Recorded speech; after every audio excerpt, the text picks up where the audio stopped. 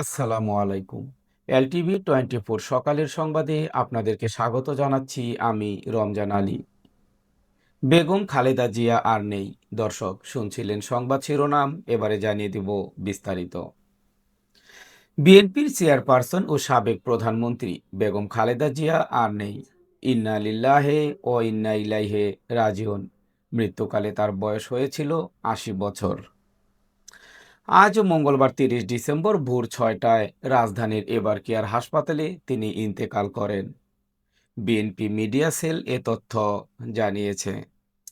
দীর্ঘদিন ধরে তিনি হৃদরোগ, ডায়াবেটিস, আর্থাইটিস, লিভার সিরোসিস ও কিডনির জটিলতা সহ নানা শারীরিক সমস্যায় ভুগছিলেন। শ্বাসকষ্ট দেখা দিলে গত ২৩ নভেম্বর তাকে দ্রুত এভারকেয়ার হাসপাতালে ভর্তি করা হয়। দেশি ও বিদেশি বিশেষজ্ঞ চিকিৎসকদের সমন্বয়ে গঠিত মেডিকেল বোর্ডের তত্ত্বাবধানে তার চিকিৎসা চলছিল।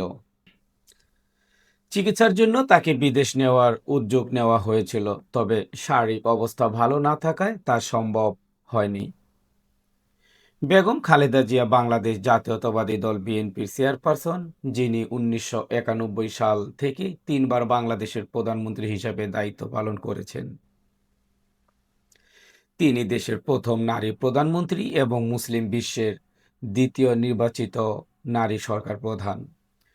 ১৯৪৫ সালে ১৫ আগস্ট দিনাজপুর জেলায় ইস্কান্দর মজুমদার ও তৈয়বা মজুমদারের ঘরে তার জন্ম। তার বাবা ভারতের জলপাইগুড়ি থেকে দেশ ভাগের পর তৎকালীন পশ্চিম পাকিস্তানে চলে আসেন। তাদের আদি বাড়ি ফেনীতে। তিনি দিনাজপুর সরকারি বালিকা উচ্চ বিদ্যালয় এবং পরে সুরেন্দ্রনাথ কলেজে পড়াশোনা করেন। ১৯৬০ সালে তিনি জিয়াউর রহমানকে বিয়ে করেন। জিয়াউর রহমান বীর উত্তম রাষ্ট্রপতি হওয়ার পর বেগম জিয়া ফার্স্ট লেডি হিসাবে তার সঙ্গে বিভিন্ন রাষ্ট্রীয় সফরে অংশ নেন। এ সময় তিনি যুক্তরাজ্যের প্রধানমন্ত্রী মার্গারেট থ্যাচার এবং নেদারল্যান্ডসের রানী জুলিয়ানা সহ বিভিন্ন দেশের নেতৃবৃন্দের সঙ্গে সাক্ষাৎ করেন।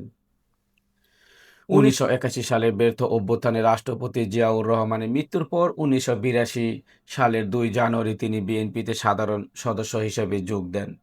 ১৯৮৩ সালের মার্চে তিনি ভাইস চেয়ারম্যান এবং ১৯৮৪ সালের আগস্টে দলের চেয়ারপারসন নির্বাচিত হন। বেগম জিয়া দেশের রাজনীতিতে একটি অনন্য রেকর্ডের অধিকারী। তিনি কখনো কোনো আসনে পরাজিত হননি। ১৯৯১ থেকে ২০০১ সালের সাধারণ নির্বাচনে তিনি ৫টি পৃথক আসন থেকে নির্বাচিত হন। ২০০৮ সালের নির্বাচনেও তিনি ২০০৮ সালের নির্বাচনে তিনি প্রতিদ্বন্দ্বিতা করা ৩টি আসনেই বিজয়ী হন। দর্শক, এই ছিল LTV24 সকালের সংবাদ। মধ্যাহ্নের সংবাদ শোনার আমন্ত্রণ জানিয়ে বিদায় নিচ্ছি। আল্লাহ হাফেজ।